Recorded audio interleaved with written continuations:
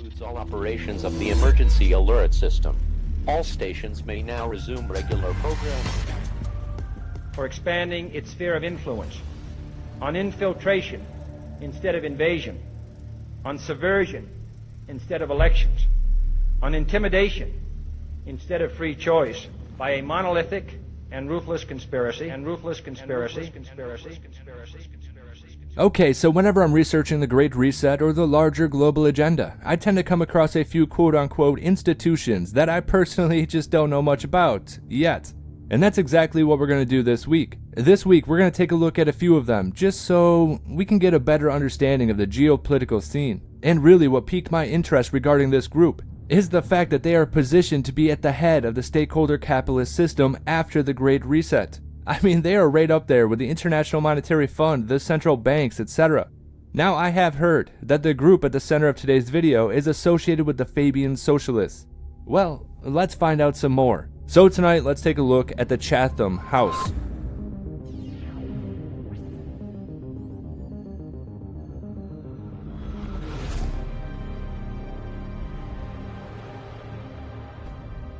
So, H.G. Wells in the Open Conspiracy, Blueprint for a World Revolution, which was written in 1928. Well, he wrote that in the 20th century, the world entered a dangerous phase of development, which could end in catastrophe, and even the destruction of mankind. The only way to prevent a catastrophe, Wells instructed, is the elimination of sovereign states and the creation of a one-world government. A one-world government headed by a small group of people, representatives of the intellectual elite and big business. The idea of world domination has been nurtured for centuries by various secret societies. These include the Templars, the Freemasons, and yes, even the Illuminati. However, their plans and activities were hidden from the eyes of the authorities and the people. In the 20th century, there was an argument to open those plans, and it was necessary to hurry because scientific and technological progress was accelerating, remaining uncontrollable. The arms race continued and accelerated in exactly the same way. At the 1919 Paris Peace Conference, these issues were discussed openly. It was decided to create the League of Nations, through which the British and the Americans expected to begin building a new world order. Now, this was at the center of the technocracy video from last week regarding Julian Huxley, Colonel Mandel House, and their pursuits of eugenics. Now, it is true. There were disagreements between the ruling circles of the United States and Great Britain. London believed that the ideal basis for a united world was the British Empire, over which the quote-unquote sun never sets. In Washington, it was believed that America became the #1 power after the First World War, and hence they believed that they should lead the movement towards a new world order. However, both in the US and Great Britain, there were politicians who considered these imperial ambitions to be prejudices of nationalism. Yes, they considered themselves a single elite of the highest order, the highest Anglo-Saxon race. Such was Colonel Mandel House, a diplomat and advisor to President Woodrow Wilson. But this also included Lord Alfred Milner, one of the key figures in the cabinet of David Lloyd George, and he was also a consistent supporter of Anglo-Saxon mondialism. Now, mondialism. One sec, I'm not too familiar with that one, so let's find out exactly what they mean. Mondialism is a collection of multiple political ideologies related to its prototype, Katarki. This was created by the Great Khan of Mongolia during the quote-unquote Armageddon. So, with different features and a far more sophisticated system, this ideology supports the idea that Mongolia must conquer the whole world through the most devastating ways. The ideology itself is a combination between globalism, ethnic nationalism, and unocracy. The only difference is that unocracy supports the idea that all power belongs to an organization, not an enterprise. Now, industrialism and a certain form of cultural progressivism is also included. Now, that sounds about right. Exactly what these technocrats have been striving for. Conquer the entire world. Globalism and ethnic nationalism, which coincides perfectly with their goal of eugenics. So anyway, Colonel Mandel House was very upset when, while at a conference in Paris, he learned that Washington had rejected U.S. participation in the League of Nations, the provisions of which were laid down in the Versailles Peace Treaty. He very much hoped that the League of Nations would become an instrument for the creation of a united state. After that, in the same place, in Paris, Colonel Mandel House met with British partners. They agreed that two organizations would be created in the United States and Great Britain, closely interacting and implementing the Anglo-Saxon project of building a new world order. The first of these organizations was established 100 years ago, in the summer of 1920. It was the British Institute of International Affairs, often referred to as the BIIA. It was renamed to the Royal Institute of International Affairs, or RIIA, and this took place in 1926, and it still exists under that same name. The institute is also known as the Chatham House, which is the name of the building in which it is located, next to Westminster's Palace in central London. In 1961, the Chatham House changed location, but the Chatham House name remained. So the preparatory work for the establishment of the RIIA was carried out by Lionel Curtis, Lord Milner's secretary. The status of the institute is a non-government, non-profit organization that exists at the expense of voluntary donations. The first donation was €2,000, and it was made by Thomas Lamont of J.P. Morgan Bank. So John D. Rockefeller has contributed over €8,000 annually to this organization since 1932. And later, they began to regularly receive large donations from American charitable foundations, i.e., the Rockefeller, Carnegie, and others. Now, the first head of the institute was Robert Cecil, a British lawyer, parliamentarian, public and statesman, an active employee and ideologist of the League of Nations. The leadership of the institute also included former Foreign Minister Edward Grey, former Prime Minister Arthur Balfour. From there, we had Lord Lothian, and then, of course, John Maynard Keynes. And, well, there's a lot of eugenicists in there, huh? Now, one individual, Alfred Zimmerman, an Oxford professor and author of the League of Nations and the Rule of Law. Well, Zimmerman had a capable student, Arnold Toynbee. On Zimmerman's recommendation, Toynbee became the Institute's first paid employee. Toynbee was later appointed director of the Institute, and he played the leading role for the institution for 3 decades.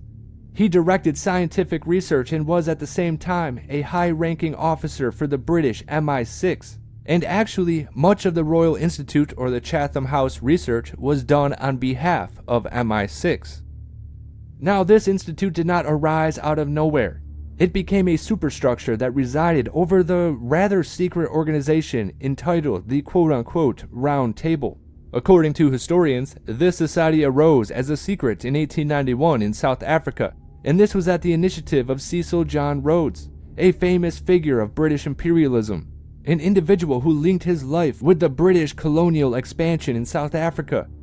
So, Cecil John Rhodes was a gold and diamond miner in South Africa, and he was associated with the Rothschilds. Ah, the Rockefellers and the Rothschilds. Never trust anything with those family names attached.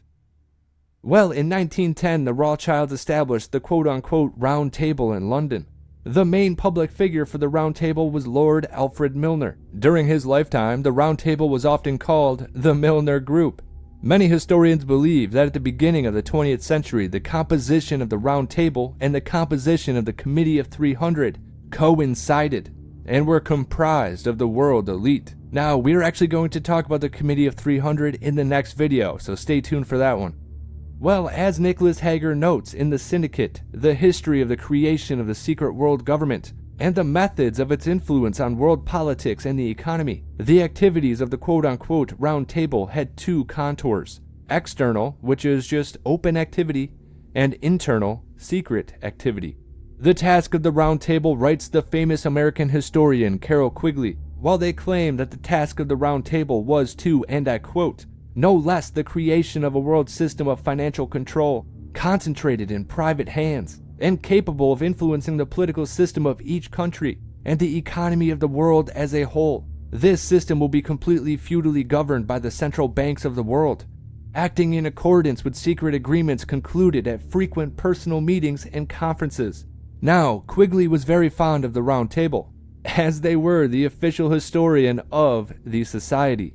So the Round Table set out the task of creating a world government governed by international bankers. Many researchers of the Round Table activities believe that the program of this organization as a whole coincides with the program of the Illuminati, which is from the 18th century. Now, it is rumored that the successors of the Illuminati are members of the Round Table, and they viewed England as one Atlantic force, not a European one, and counted on the creation of a federation of English-speaking countries. So that guy Milner has established Round Table groups in South Africa, Canada, Australia, New Zealand, and India. However, they were all run from England. They included the most famous politicians of the British government, and they were all devoted to the idea of world government. The Round Table has always wanted to transform the British Empire into a federal system, one that would eventually include both the United Kingdom and the United States. So the Chatham House was essentially just a continuation of the Round Table. After the death of Lord Milner in 1925, references to the Round Table became much more rare, and more often people began to speak of the royal institution. So in 1931, Toynbee gave a speech in Copenhagen in which he declared, and I quote, "We are currently working with all who can make all the nation states of our world forget about the mysterious power called sovereignty, and we constantly deny what we really do." Now, who is this guy Toynbee? I know we talked about him for a second earlier, but Nicholas Hager believes that Toynbee was more American than British, as most of the funding came from overseas, especially from the Rockefellers. And I quote, "For 40 years, Toynbee was actively involved in the Chatham House efforts to create a world government. In his writings, Toynbee argues that nation-states are withering away and will be supplanted by the quote-unquote Rockefeller world government." Now, Toynbee was a prominent member of the Fabian Society. Ideologically, they are close to the Labour Party. Toynbee and his associates Herbert Wells, Bertrand Russell, Bernard Shaw, and of course the brothers Julian and Aldous Huxley, well, they did not rule out that the international socialist movement would become one of the possible ways to create the one state. In particular, Toynbee and his associates were very impressed by the Bolsheviks' commitment to internationalism. Although the Fabians and the employees of the Chatham House did not share communist views, and well, I'm not too sure about that. Well, I mean, really, I guess it could just be viewed as totalitarian, but I guess that's a different discussion. Anyway, among those who surrounded Toynbee, many understood that the building of the one state was a task for the distant future. And I quote, "It is necessary to move towards their cherished goal gradually, the creation of a united Europe, in which individual states would dissolve their sovereignty, was considered a much closer goal." Toynbee actually managed to live up to this when the Treaty of Rome was signed in 1957 by 6 European states, and later the European Economic Community began to be created. So, 1 year after the establishment of the Chatham House, a mirror institution was created on the other side of the ocean. This was called the Council on Foreign Relations. The origins of the organization are Colonel House and Paul Warburg, one of the initiators of the creation of the U.S. Federal Reserve System.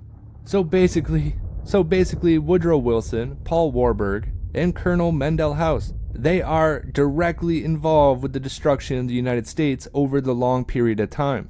Much of our problems began in 1913 with Woodrow Wilson's economic policies anyway. Just something to keep in mind. So the Council on Foreign Relations members included Woodrow Wilson, Colonel House, and a number of other influential politicians, bankers, and businessmen. Particularly noteworthy are members of the council such as John Dulles, who served as Secretary of State under President Eisenhower, and his brother, Allen Dulles, the future first head of the CIA. Now, John Dulles was also the chairman on the Board of Trustees for the Rockefeller Foundation, and he helped ensure that the Royal Institute, or the Chatham House, received regular financial support from the Rockefellers. Now, to finish up, a lot of you might have heard about the Chatham House rule. Well, it assumes that participants in closed meetings with the Chatham House have no right to disclose any opinions or authorship of those opinions outside the small circle of members. Opinions can be published, but as impersonal. The rule is intended to encourage maximum openness and frankness in internal meetings. Now, it just kind of seems like the Chatham House rule is really just a way of making sure the public doesn't know their true agenda or personal opinions on the masses. And they continue to use this rule, the Chatham House rule, in meetings such as the Bilderberg meeting, things like that, where no one can know what they're talking about. Well, I shouldn't say that. It's very seldomly reported on what they're talking about, and we have no way of knowing what they are actually talking about. Now, this idea of one world government has been going on for a hell of a lot longer than I originally thought. Now, the idea of this one world government has been in circulation for a very, very long time. And the people perpetuating this idea they just have a very skewed view of the world. But as I started with the H.G. Wells quote, I'll finish with it as well. In the 20th century, the world entered a dangerous phase of development, which could end in catastrophe and even the destruction of mankind. The only way to prevent this catastrophe is the elimination of national sovereignty and the creation of a one world government. A one world government which is headed by a small group of people, representatives of the intellectual elite and big business. You know, it's a very convenient position they have, isn't it? The only way to avoid catastrophe is to give up your sovereignty, your freedom, and allow us to have all the power.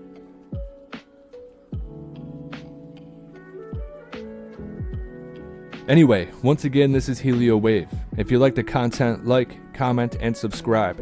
If you're in a position to, consider subscribing on Locals or Subscribestar. Share the video if you want to, but make sure you disobey those true fascistas. They are everywhere. And of course, I hope you have a good night.